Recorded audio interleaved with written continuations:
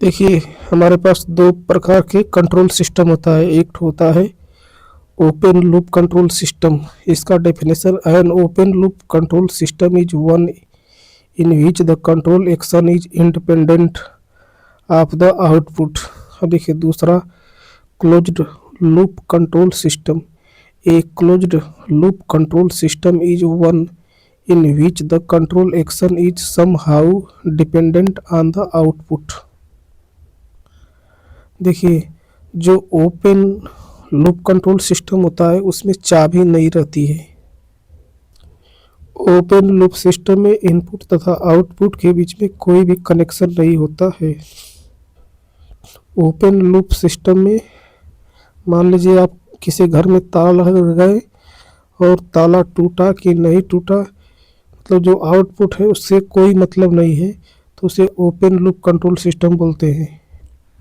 अब देखिए closed loop control system.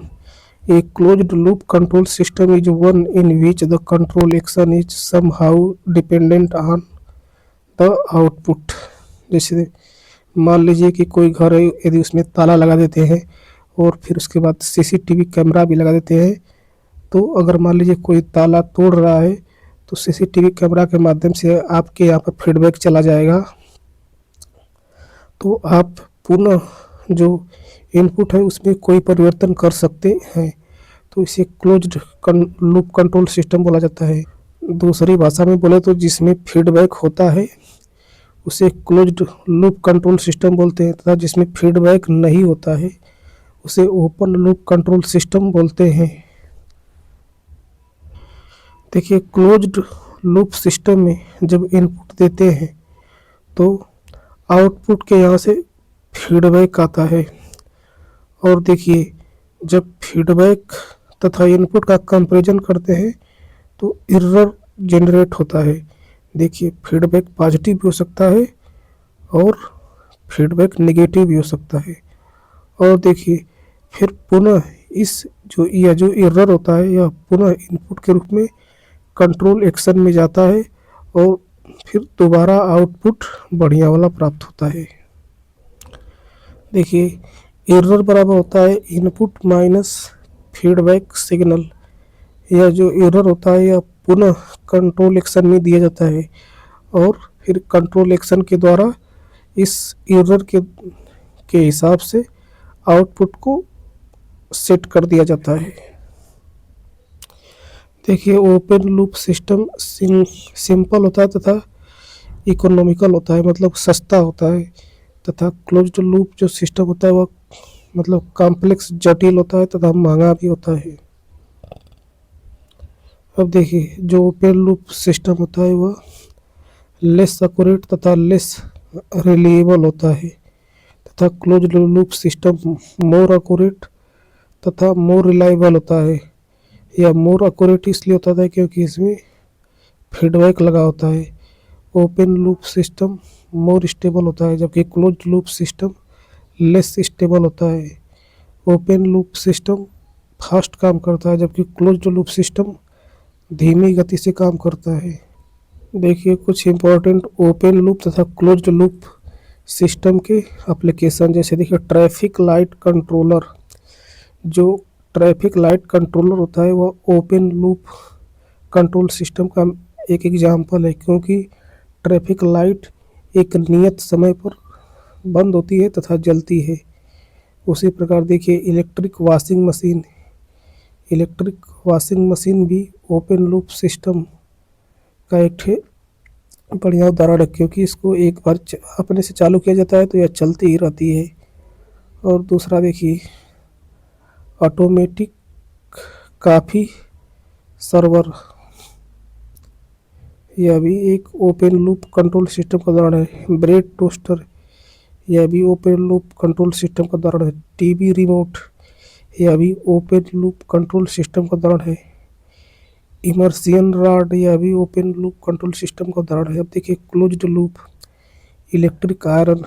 देखिए, इलेक्ट्रिक आयरन में भी दो तरह के इलेक्ट्रिक आयरन होते हैं। एक तो ऑटोमेटिक होता है, मतलब कि उसमें यदि टेम्परेचर ज़्यादा मात्रा में बढ़ जाता है तो वह स्वयं ही मतलब कि उसका जो वोल्टेज होता है वह कट ऑफ हो जाता है, अतः उसको वह क्लोज्ड लूप कंट्रोल सिस्टम के अंतर्गत आ जाएगा। जबकि वह इलेक्ट्रिक आयरन जिसमें ऑटोमेटिक कटआउट का सिस्टम नहीं होता है तो वह ओपन लूप कंट्रोल सिस्टम के अंतर्गत आ जाएगा।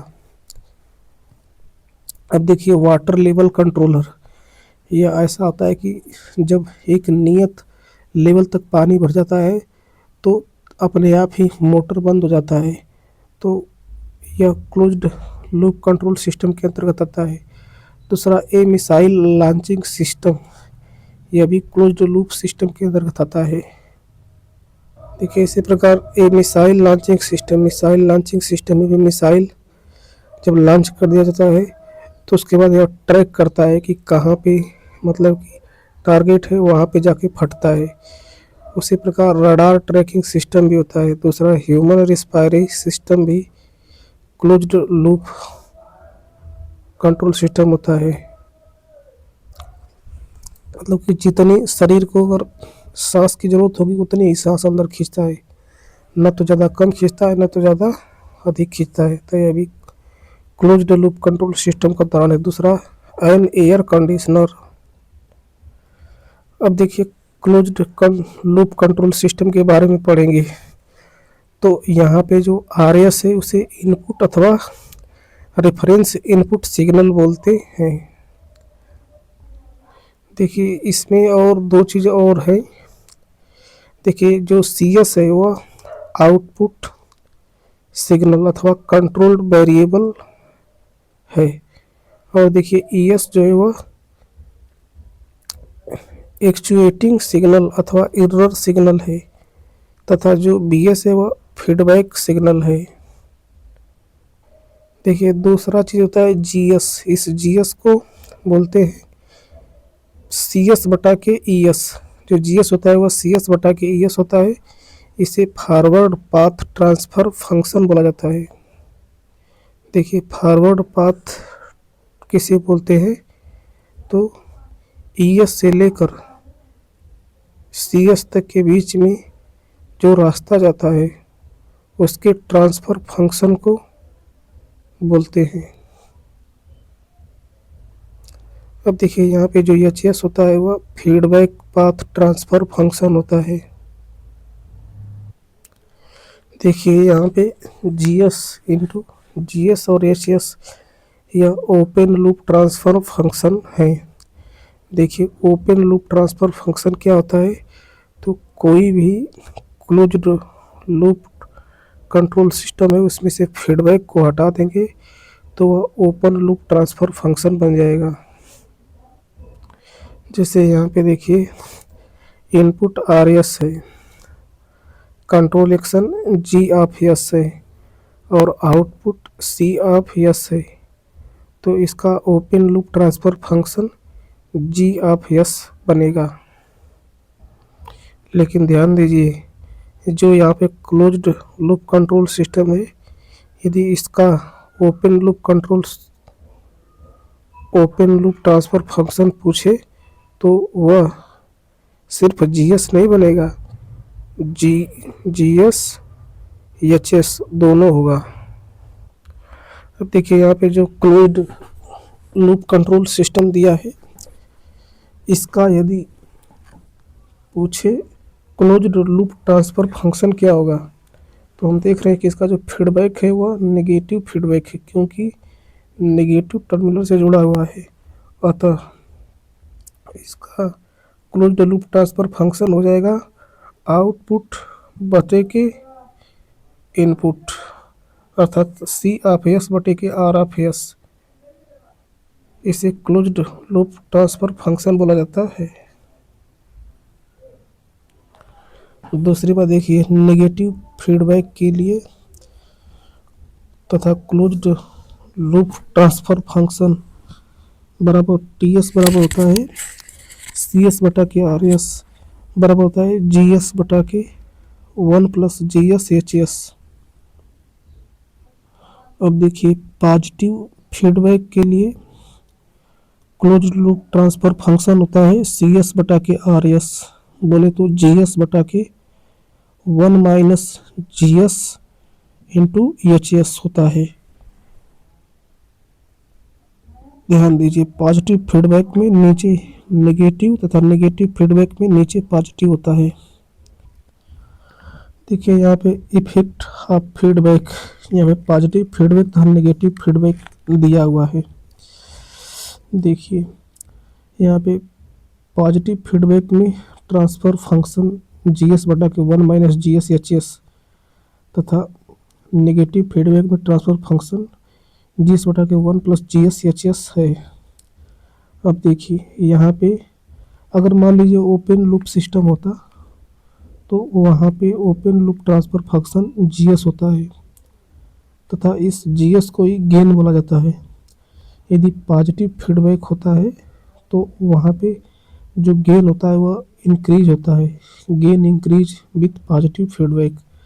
देखिए क्योंकि नीचे जो हर में जीएस और एचएस घट रहा है, तो जब हर घटेगा तो जाहिर सी बात है कि जो अंश होगा यानी जीएस होगा वह बढ़ेगा, यानी कि गेन बढ़ेगा। अब देखिए नेगेटिव फीडबैक में जो हर का मान है वह ज़्यादा है, अतः यहाँ पे गेन का मान कम होता है, मतलब गेन का मान घटता है। और ध्यान दीजिए यदि फीडबैक के आधार पे स्टेबिलिटी की बात करें तो जो पॉजिटिव फीडबैक वाला जो क्लोज्ड लूप सिस्टम होता है वह ज़्यादा स्टेबल होता है, जबकि नेगेटिव फीडबैक वाला सिस्टम की स्टेबिलिटी ज़्यादा होती है, जबकि इसे पॉजिटिव फीडबैक वाले सिस्टम की स्टेबिलिटी कम होती है। इसीलिए देखिए कंट्रोल सिस्टम में हमेशा जब भी प्रेफर करते हैं नेगेटिव फीडबैक वाले को ज़्यादा प्रेफर किया जाता है। अब देखिए यहाँ पर लाप्लास ट्रांसफॉर्म, इसमें देखिए पहला एक्ट होता है यूनिट इम्पल्स फंक्शन, जिसे एफ टी से डिनोट किया जाता है। एफ टी का मान एफ टी के बराबर होता है। अब देखिए एक होता है स्टेप्स फंक्शन, जिसे यू ऑफ टी से डिनोट किया जाता है, इसका मान भी यू ऑफ टी होता है। दूसरा देखिए होता है अगला रैंप फंक्शन, रैंप फंक्शन को आर ऑफ टी से डिनोट किया जाता है, इसका मान होता है, देखिए आर ऑफ टी का मान टी यू ऑफ टी होता है। अब देखिए अगला पैराबोलिक फंक्शन होता है, जिसको पी ऑफ टी से डिनोट किया जाता है। पी ऑफ टी बराबर होता है टी स्क्वायर बटे के 2 इंटू यू ऑफ टी। अब देखिए यहाँ से लाप्लास ट्रांसफॉर्म हम निकाल सकते हैं। जैसे देखिए पहला यूनिट इम्पल्स एट टी बराबर 0 पे Laplace transform, unit impulse function del of T का लाप्लास ट्रांसफॉर्म 1 होता है, तथा यूनिट स्टेप्स फंक्शन टी बराबर 0 पर जो यू ऑफ टी होता है उसका लाप्लास ट्रांसफॉर्म 1/s होता है। अब देखिए अगला रैंप जो फंक्शन होता है आर ऑफ टी, इसका लाप्लास ट्रांसफॉर्म 1/s स्क्वायर होता है। अब देखिए पैराबोलिक फंक्शन जैसे पी ऑफ टी, जिसका मान होता है टी स्क्वायर बटे के 2 यू टी, इसका लाप्लास ट्रांसफॉर्म 1/s³ होता है।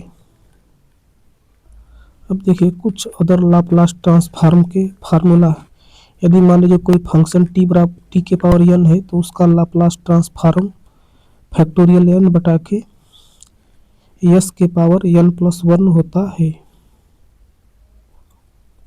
जैसे यहाँ पर टी स्क्वायर का लाप्लास ट्रांसफॉर्म निकाले तो हो जाएगा फैक्टोरियल 2 बटा के s के पावर 3।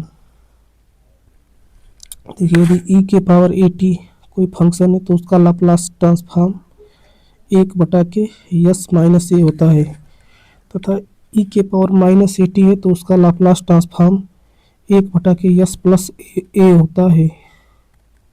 अब देखिए कोई दूसरा फंक्शन जैसे साइन ओमेगा टी है तो उसका लाप्लास ट्रांसफॉर्म ओमेगा बटे के S square plus omega square, मतलब कि साइन में ओमेगा ऊपर आता है।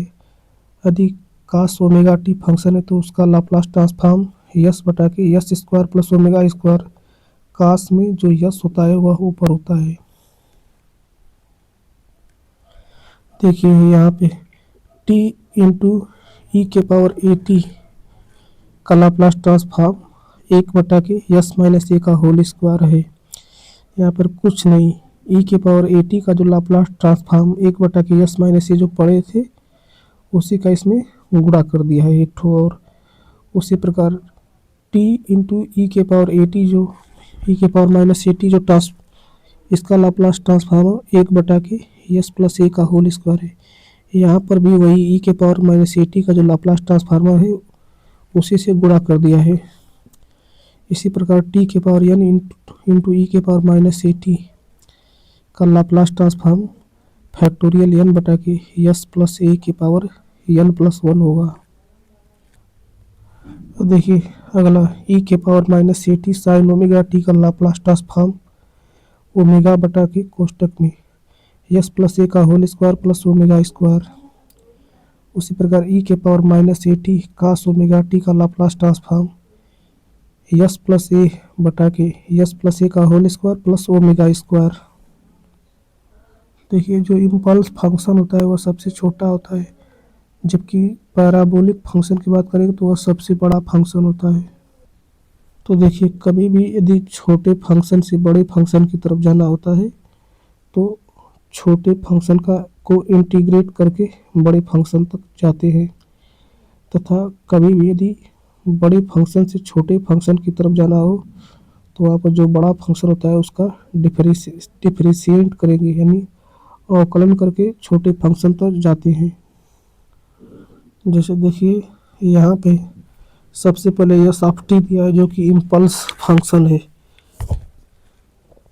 इसको यदि इंटीग्रेट करेंगे एक बार तो यू एफ टी यानी स्टेप्स से फंक्शन पर पहुंचते हैं। और देखिए पुनः अब जो स्टेप्स फंक्शन है इसको इंटीग्रेट करते हैं तो रैंप फंक्शन यानी आर ऑफ टी पर पहुंचते हैं, जो कि ए बराबर टी है।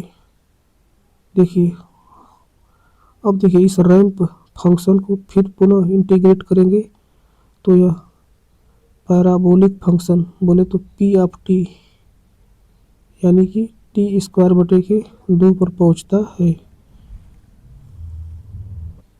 इसी प्रकार मान लीजिए बड़े फंक्शन से छोटे फंक्शन की तरफ जाना है तो जैसे पैराबोलिक फंक्शन को डिफरेंशिएट करूंगा तो रैंप फंक्शन मिलेगा, फिर रैंप को डिफरेंशिएट करेंगे तो स्टेप्स मिलेगा, स्टेप्स को डिफरेंशिएट करेंगे तो इम्पल्स प्राप्त होगा। जैसे मान लीजिए एग्जाम में सवाल पूछे, एक तो फंक्शन दिया है कि D by D T R of T, मतलब कि जो रैंप फंक्शन है उसको डिफरेंशिएट करेंगे तो क्या प्राप्त होगा, तो स्टेप फंक्शन प्राप्त होगा। अब देखिए दोबारा देख लीजिए इम्पल्स सिग्नल, इसे यस ऑफ टी बोलते हैं, इसका लाप्लास ट्रांसफॉर्म 1 होता है। दूसरा यूनिट स्टेप सिग्नल, इसको यू ऑफ टी से डिनोट करते हैं, इसका लाप्लास ट्रांसफॉर्म 1 बटा के यस होता है। अगला यूनिट रैंप सिग्नल, इसे आर ऑफ टी से डिनोट करते हैं तथा आर ऑफ टी बराबर 1 इंटू टी, इसका लाप्लास ट्रांसफॉर्म 1 बटा के यस स्क्वायर होता है। अब देखिए यूनिट पैराबोलिक सिग्नल जिसे पी ऑफ टी से डिनोट करते हैं, पी ऑफ टी बराबर होता है 1 इंटू टी स्क्वायर बटे के 2, इसका लाप्लास ट्रांसफॉर्म 1 बटा के यस के पावर क्यूब होता है। जैसे मान लीजिए कोई क्वेश्चन दिया है समाकलन, फिर दोबारा समाकलन यू ऑफ टी, तो इसका मान क्या आएगा, तो देखिए यहाँ पर जो यूनिट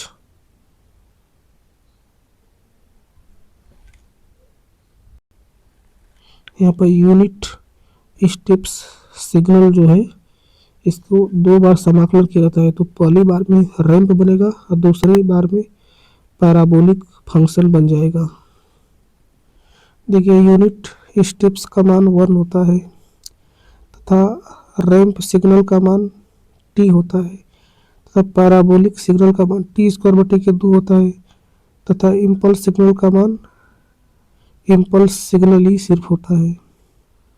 अब देखिए ट्रांसफर फंक्शन क्या होता है, तो ट्रांसफर फंक्शन बराबर होता है the transfer function of a linear time invariant different equation system is defined as the ratio of the Laplace transform of the output response function to the Laplace transform of the input driving function under the assumption that all initial conditions are zero। देखिए जो transfer function होता है हम जानते हैं होते हैं कि आउटपुट बटा के इनपुट होता है। अब देखिए इसमें आउटपुट और इनपुट का कौन सा रेशियो ट्रांसफर फंक्शन होता है, लाप्लास डोमेन तथा लाप्लास डोमेन अथवा टाइम डोमेन। तो लाप्लास डोमेन का रेशियो ट्रांसफर फंक्शन होता है। जैसे ट्रांसफर फंक्शन जीएस बराबर होता है लाप्लास ऑफ आउटपुट बटे के लाप्लास ऑफ इनपुट। बट ध्यान दीजिए इनिशियल कंडीशन यहाँ पर शून्य होना चाहिए। जैसे मान लीजिए यहाँ पर दिया है एक ठो इनपुट में यूनिट स्टेप्स दिया है यूटी, इसको एक जीएस जो होता है इस पे गुजारा जाता है, तो आउटपुट में parabolic function P of T प्राप्त होता है। तो देखिए इसका ट्रांसफर फंक्शन यहाँ पर हो जाएगा Laplace of P of T बटे के Laplace of you of T, यानी कि सबसे पहले पी ऑफ टी का लाप्लास ट्रांसफॉर्म 1/(3) निकालेंगे और उसके बाद तथा देखिए input signal u of T का लाप्लास 1/(s) होता है।